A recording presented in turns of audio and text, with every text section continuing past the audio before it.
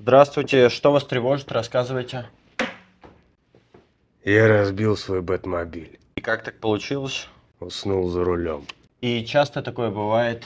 В последнее время я очень сильно раздражительный. Нет фокуса внимания. Совсем нет желания вершить правосудие, но приходится. А как вы спите? В моей бэт-пещере не осталось ни одной летучей мыши. Все разлетелись из-за моего сурового храпа. И как вы с этим боретесь? Жестко и бескомпромиссно. Часы от храпа. Ох, знаю. Это Это пластырь. все не работает. А вот и капы. Но это все тебе не поможет. Так назначай.